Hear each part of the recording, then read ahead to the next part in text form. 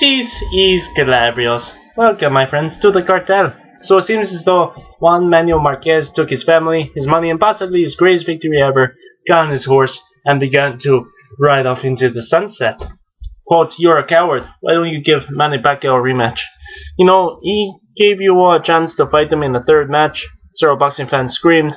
Marquez unsettled and stared back at them and yelled, "I don't owe him anything." You know, Marquez finally ended any doubts in the minds of many boxing fans who was the better fight between him and his nemesis, the Manny Pacquiao, people say. There have been so much controversy between these two, with many giving back the nod based on CompuBox numbers. Other fans gave, Marquez a nod because they felt he landed the cleaner shots and simply outboxed the Filipino star.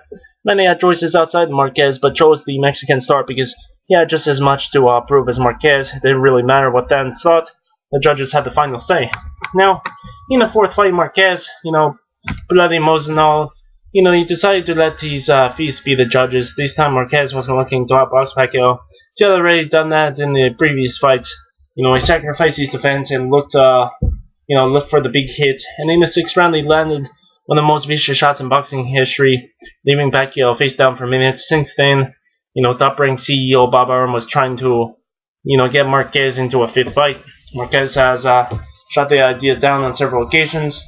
A fifth fight would certainly create a sixth match, most likely with a decision, I believe, going to Pacquiao just to keep the series going. Now, this would mean Marquez would need another knockout just because the judges have not been so kind to him. He's now setting his sights on the fifth divisional and likely against WBO champ Tim Bradley. The fight should be easy to make seeing both fighters are promoted by Top Rank.